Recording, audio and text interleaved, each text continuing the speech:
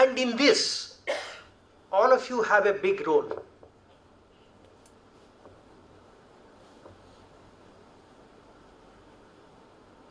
All of you have a dual role when you are doing an audit report or examining the books of an assessee before issuing a certificate under various provisions of the Act. That client of yours is particularly interested in what kind of certificate or audit report you write for him. There is definitely a conflict of interest, but the law presumes that you are under a duty under the relevant provisions of the Act to give a correct and true report, and which most of you do. But when you are auditing the books of a charitable institution, please remember that even though the trustees or the founders, who are mostly doubling as managing trustees, are paying for your fees, your ultimate loyalty should lie with the beneficiaries.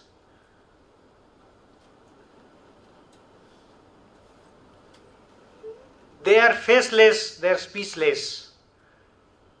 Even the shareholders can come and take the management to task in a company, in a listed company.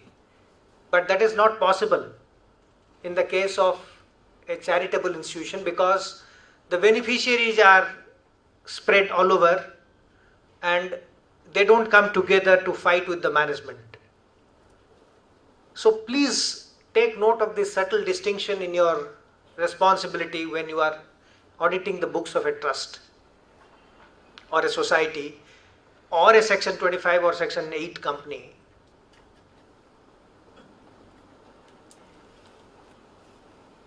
So when you do that, then you will realize that your loyalty should not lie only with the trustees or the members of the board, but also with the silent beneficiaries.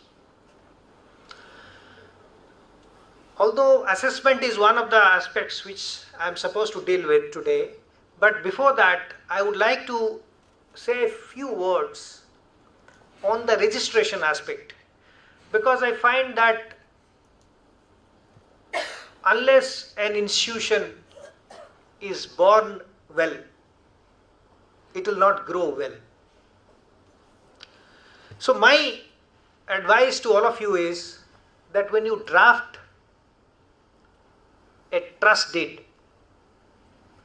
or the articles of association for a Section 8 or Section 25 company or a memorandum of association for a society, please ensure certain things which will provide for good governance. Unfortunately, there is no central law or even state law governing the functioning of charitable or religious trusts, at least as far as Tamil Nadu is concerned. Although for Bombay and Gujarat and Madhya Pradesh there is a state law for public charities. So in such a scenario, when there is no law and that Indian Trust Act is also not governing the public religious or public charitable trusts, because in the preamble itself of the Indian Trust Act it is mentioned that it is applicable only to private trusts. So in such a scenario, when there is no law, the responsibility on your shoulders grows higher, Because you have to ensure at the time of birth of these institutions that certain governance norms are built into it, so that the trustees or the office bearers do not misuse or misutilize the public funds which will be entrusted to these bodies. I find many a times that several trust deeds come to us which will have commercial objects written along with charitable objects, which makes it difficult for us to grant registration. Sometimes religious objects will be mixed with charitable objects, and when we say that why are you mixing both, then most of the time the argument from your side is that charity is also part of religion. There is no dispute about that proposition. But by mixing both kinds of objects, are you not compromising the interest of that organization? I'll say how. Even though this recent decision of the Supreme Court says that Jamaat decision says that a religious institution can have charitable objects, by mixing both, you are in fact ruling out the availability of ATC benefit to such institution. Because after this decision of Jamaat, we are not denying registration to such institutions which are having both charitable and religious objects. But we are categorizing such institutions as public religious trust, which are also doing some charitable activities or proposing to do charitable activities. So in the process, what will happen is you will be not, your institution, even though it gets registration, will not be eligible for the benefit of ATC.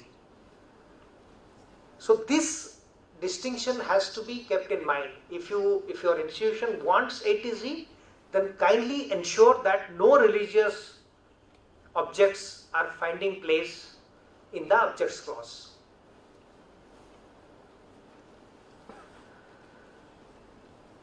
Then other deficiencies which we find in the trust deeds are, in some cases there will be no author, or if there is an author, there will be no trustees. In certain situations we find that there are no beneficiaries. So obviously you know that a trust has to have three different and distinct categories of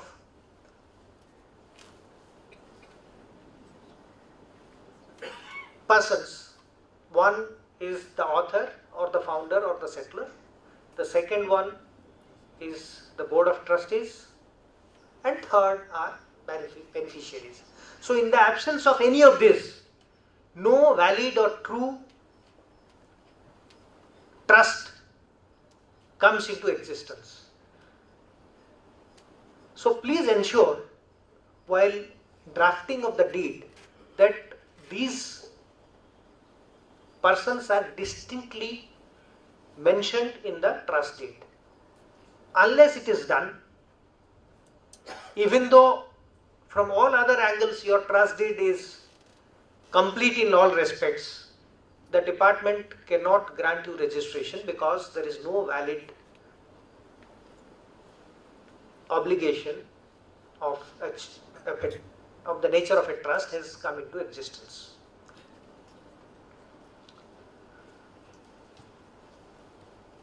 Other deficiencies which we find normally is that some religious organizations are seeking registration with us, but when we ask them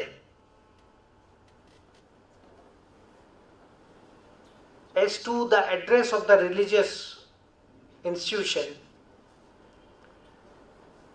they will give a particular address, and then when we ask them that please provide or furnish proof of ownership of that particular land on which your religious structure is standing, in reply, sometimes it is submitted that these structures are standing on either government land or municipality land or panchayat land. So obviously, all of you know that Supreme Court has passed an order. Why one order? They have passed series of orders wherein it has been held that no unauthorized structure can be allowed to be built on public land, even if they are of religious nature. So obviously to such institutions, department will not grant registration, even if the deed is clear from all angles.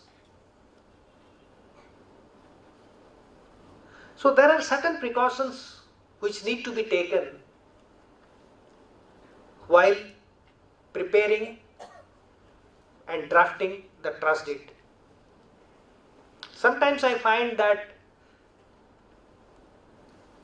not only the author or founder is made the managing trustee for life, he is also given the power to nominate his successor. He is also, his successor is also given the same right, so that it in effect becomes a private trust. And the managing trustee is given power even to remove or appoint any of these trustees at any time at his own sweet will. So obviously, with so much of power rested on one hand, which is the managing trustee, do you think it is a public trust or a private trust? Obviously, under the Act, we are supposed to grant registration to public trusts. So here your drafting skills will have a big role. I find that those organizations which go to advocates or deed writers, they commit a lot of mistakes while drafting the deed, and then you are asked to represent the case at the registration stage, where you have to modify or make amendments to make it compliant with our laws. So I will advise all of you that better educate your clients, so that at the first stage of drafting itself, all these issues are taken care of and not many grievances can be raised from the department side. Now coming to the assessment, I would like to know from you if you have any issues which is frequently raised by the department, and then you feel that the department's stand is wrong, and or maybe it needs some modification. All of you know that depreciation is one such big issue which has now been set right in this Finance Act 2014. I mean, the department was of the view that when the capital acquisition of capital assets has already been treated as an application of income and has been allowed as a deduction, so why again depreciation should be allowed on the same items? And depreciation in any case is not an expenditure, it's not an outgo, it is only an allowance under section 32, and that section doesn't apply to charitable institutions which are governed under section 11 and 12 and 13. So that was the department's view, but of course the courts were taking different views. Most of the courts were in fact in favor of the assessees, but the trend was bucked by the Kerala High Court and later Delhi High Court. and even the C&AG raised an issue about this as to why no clarification is being issued by the department.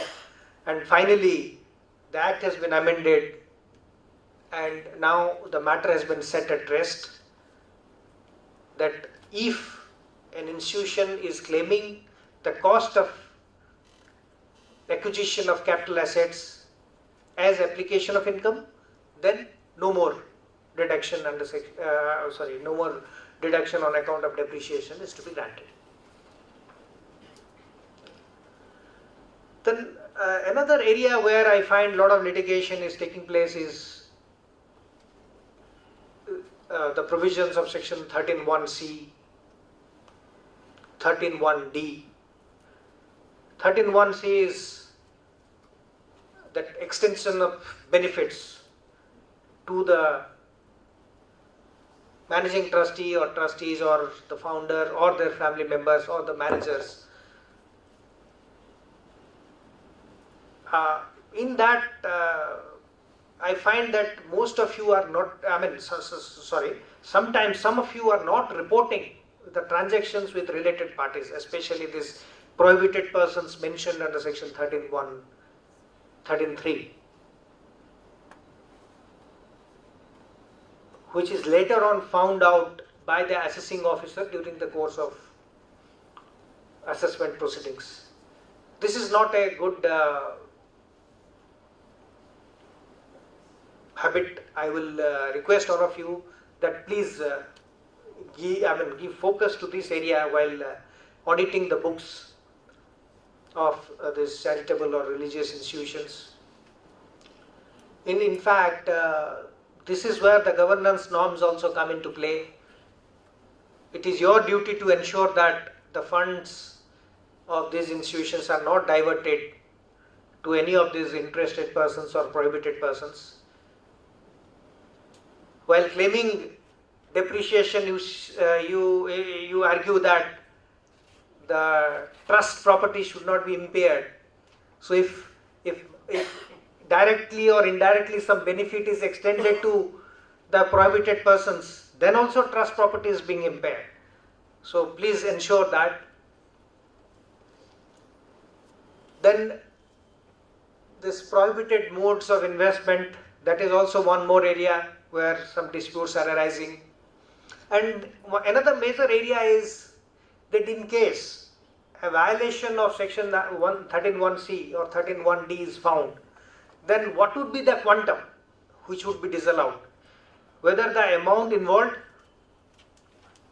in such violations should be disallowed, or the entire benefit of exemption under section 11 should be withdrawn to these institutions. Most of you would say that if there is a violation, then the amount involved in the violation should only be brought to tax. But the departmental view is different. The department is of the view that if section 13 is triggered, then section 11 will have no role. And this view has also now been confirmed in the same decision, Jamaat. There, in para 13 and 14, you please go through. There the Supreme Court has mentioned that once section 13 is invoked, then the entire benefit of section 11 is gone. So with this, after this decision, I don't think there is any further doubt on this, even though some high courts may take different view on different sets of facts. But this is the latest decision of the Supreme Court. Then another area of debate and discussion is the invocation of the first and second proviso to section 215. I am sorry to say that I have not come across a single return of income filed by any trust or institution in whole of Chennai where the assessees or their auditors have qualified that yes, we find that this institution is covered by the first or second proviso, and therefore it is not a charitable activity, so the tax should be paid. It's only the department which has been taking this view, and in a few cases we have been successful. There is one Kennel Club of India which was found to be selling some chips which is used by the dog owners to track their dogs when they go out. So these chips were sold for about 1 crore of rupees during the year, and the department felt that this is an activity in the nature of trade, commerce or business, and in any case promoting the love for canines or dogs is an object of general public utility. It is neither education nor medical relief nor relief of poor nor preservation of heritage or environment. So it falls in under the category of general public utility, and since the receipts are more than 10 lakhs for the year, the proviso to section 215 should come into play, and this view has now been upheld by the tribunal. Similarly, Tamil Nadu government created one body which was supposed to be arranging single window clearance for different industries which are planning to set up units in the state of Tamil Nadu. It was a state government undertaking, Tamil Nadu Industrial some Bureau. That institution had got registration from the department, but effective 9/10, the department took a view that whatever income you are generating, which is more than 10 lakhs and now more than 25 lakhs, you are covered and hit by the provisos to section 215. They challenged it, but the tribunal said that yes, this is a case where proviso to section 215 will come into play, because they were even fixing the fees based on the quantum of equity capital that is there in those companies which are planning to set up units in Tamil Nadu. So my request and suggestion to all of you is that why enter into litigation and then blame the department? Why not you come forward from your side and then say that yes, we are covered by the provisos to section 215 and we will pay tax. There is a club. It is the name of the club is Seafarers Club, which is very near to the Port Trust. And that Seafarers Club is in fact a Government of India body, but it is meant for the seafarers. Seafarers are those people who are going out into the sea, either as a sailor or as a captain or as an engineer on the ships. And they get, like pilots, they also have an identity card, and when they come to the shore or they have to go on a ship, they have to first come here and then they stay there for some time and they either move to their respective places or then they board the ship. So they are running a guest house and some other facilities. And the department said that you are hit by provisos to section 215. After some litigation, now they have come forward saying that no, we don't mind paying tax. Because we've even told them that you are not doing any charity to outsiders. Your benefits, your facilities are restricted to your own members. Only a seafarer can utilize the services of that seafarer club.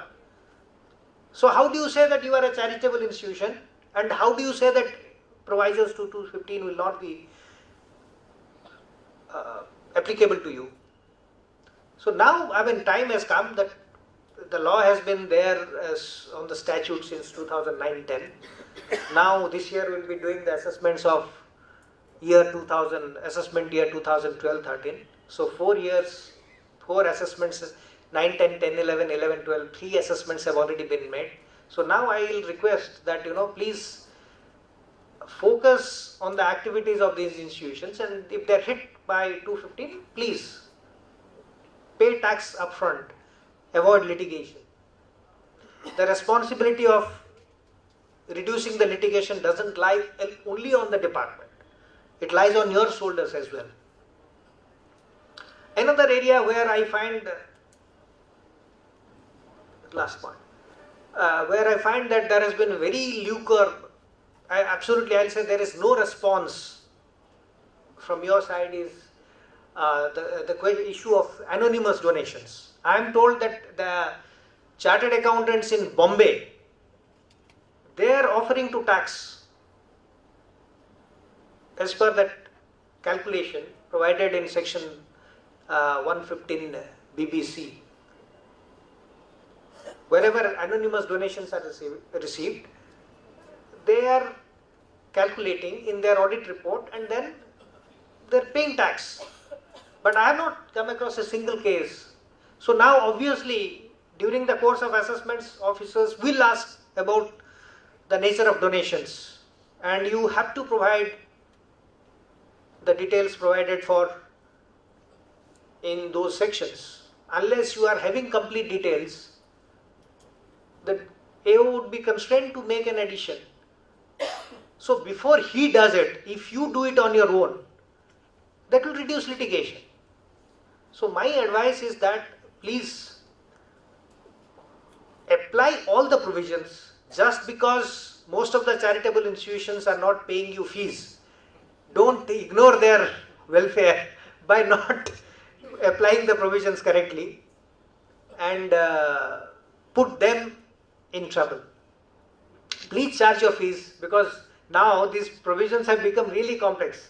So it needs a lot of your time and attention, but do provide them proper service. So with these few words, I conclude for the day, and I once again thank the organizers and Mr. V. Murli particularly, because he took interest in inviting me. Only last evening he told me, and I didn't want to disappoint him because he's a good friend of mine. I readily agreed. Thank you so much.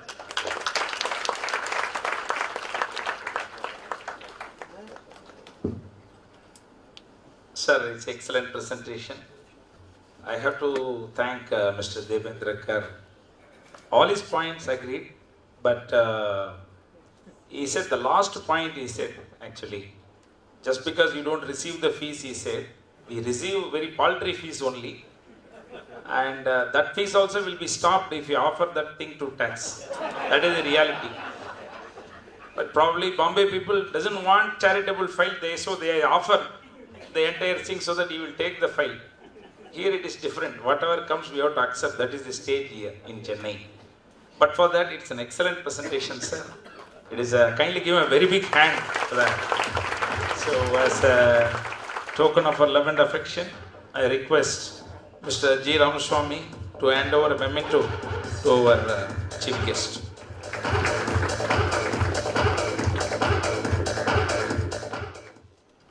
Dear friends, in the post-lunch session, a very important topic to be discussed is assessment procedure, assessment and reassessment procedures.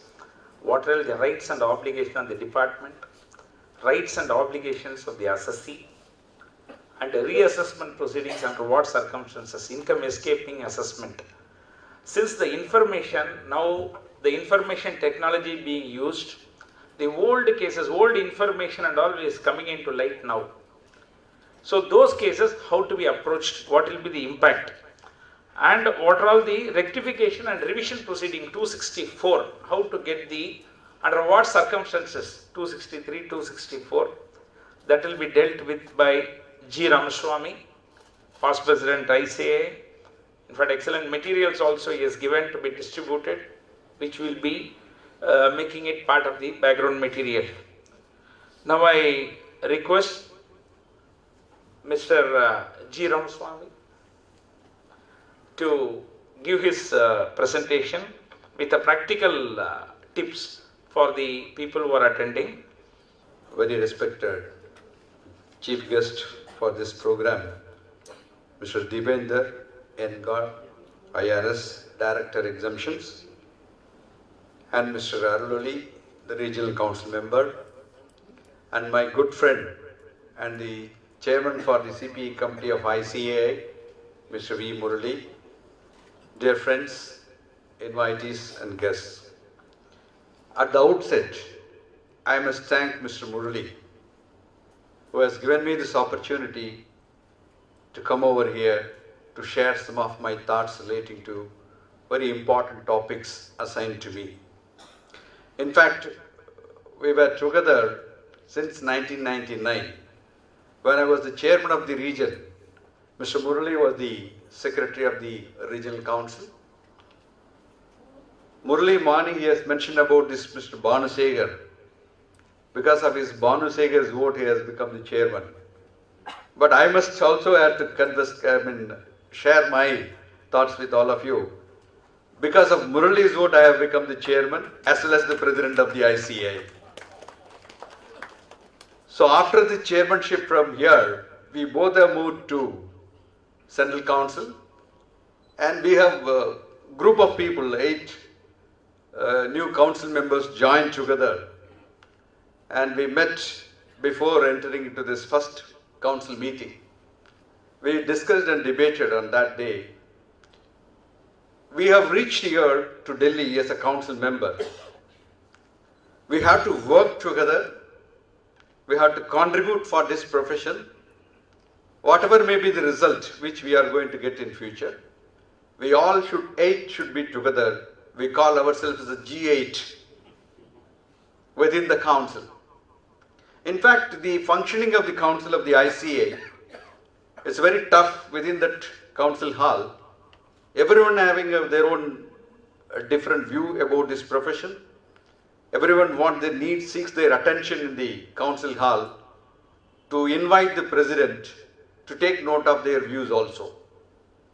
What is a tough job in the ICA is not only passing the examination.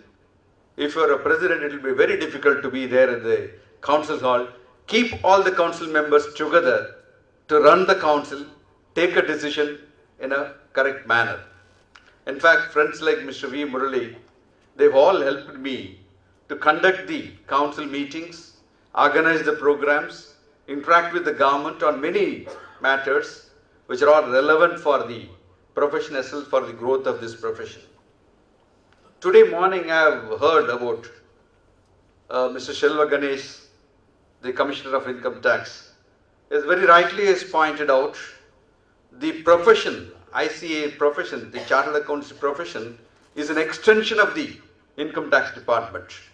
Though we are not getting a salary from the government, but we are working towards for the growth of this economy of this country.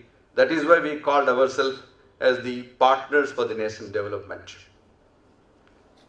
And also definitely I am disagree with Mr. Bhanusegar's words that which he has specifically mentioned. I am representing the case, I have to represent the case.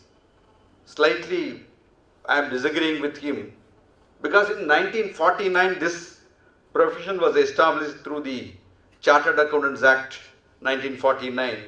When the bill was presented in the parliament, people have debated, parliamentarians have debated about the word whether the chartered has to be given to us or not.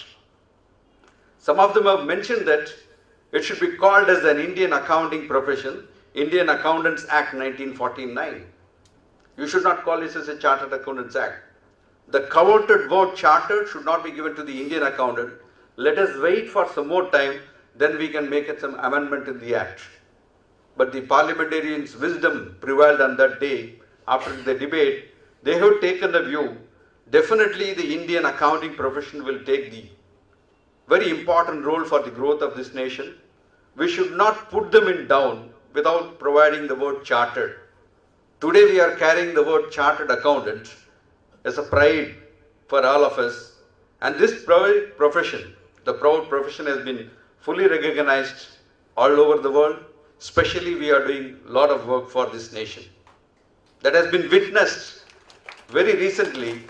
The Prime Minister of India has nominated for the Swachh Bharat scheme the ICAI as one of the partners for this implementation of this scheme. Many people have wondered, they've asked me also, when I put it in my Facebook, I am very happy to share with all of you that ICAI proudly has been associating with this government scheme, especially for this Clean India movement. Somebody has asked me, he is not a chartered accountant, he asked me, how that finally they have chosen to you. Instead of calling some other professionals, why they have taken to you the accounting profession. Maybe the stories are different, the litigations may be helping some profession, maybe that disease may be helping for some certain other profession, but we are growing within economic growth. Especially the corporates, now there is a mandatory requirement of this 2% spending on this corporate social responsibility. We are playing a very important corporate social responsibility by advising the corporate to comply with the regulations and laws. Very rightly our chief guest has pointed out that we should move forward and explain to the trustees, especially in the case of a charitable organizations wherein huge money is coming from outside India, whether it has been properly utilized for the benefit of the beneficiaries. Faceless beneficiaries, very rightly as pointed out. It's an intermediary role which we are playing between the regulator and the utilizers of our services, that we have to come out with an open mind to explain it transparent way. These are the areas which is required for an attention of the regulators to take an appropriate action on that. That's really, many of our chartered accountants is carrying out the duties. Most of us, we are completely abiding the rules and regulation of the institute, disclosing all these informations. And in fact, our institute is coming out with a guidance note, especially in the case of a charitable institutions, which is very clearly as mentioned about this interested parties transactions, wherein the transfer is taking place between the trustees, any purchase, sale or renting out of a properties, and all these things are required for a column wise. We have given our complete advice to our chartered accountants to follow, and there are certain disclosures are there. Another very important area is also very rightly is pointed out. During the assessment proceedings, the assessing officer were able to cull out many issues relating to the assessment of the charitable institutions, not only with reference to the anonymous donations, but also with reference to the application of the funds for which whether 85% has been utilized or not. In fact, there are a lot of debates, discussion about this depreciation. Now the Finance Act 2014 has put at rest on that. The double claim is not possible now. Only a single claim for this application of the entire capital asset you are claiming as an expenditure. You are not entitled to claim the depreciation. Apart from this, very important, another controversy is also is coming out in the case of a charitable institutions. Suppose that charitable institutions spends a huge amount by borrowing bank loan as well as the donations from outsiders. There will be an application of entire capital assets. There will be an excess application of money of that, all this amount on the capital expenditure. There is always debate between the department and the as well as the assessees maybe on that. The carry forward of the excess expenditure incurred in the case of a capital asset, because they have to set off in the next year, huge donations may be expecting in the next subsequent year. If this carry forward set off is not given to them, they will land up into the payment of tax in the next year.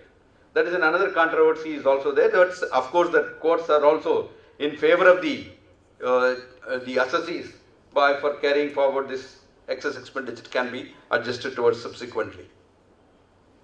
Friends, that's the only a very preliminary point which I have to share with all of you.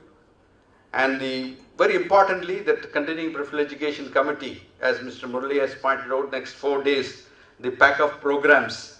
Since morning I am just watching that the Murali, after I think is as a personal work, I heard that his father's ceremony is not attending today. He is spending time here with our members for organizing this wonderful program. And it's always a pride for me to share with all of you that my good friends in the council, definitely they are contributing for this growth of this profession. Your support is always required. Friends, this income tax scrutiny, the proper subject, which is a subject is always a very interesting subject, especially all the whole Income Tax Act. It required a specialization on different parts. Maybe some of them are very interested on the specialization with reference to settlement commission. Maybe some of them are maybe interested in now this international taxations. Some of them may be interested only on the TDS compliances. Some of them may be interested on this NPOs or the charitable institutions, all of them for the purpose of their focusing their practice.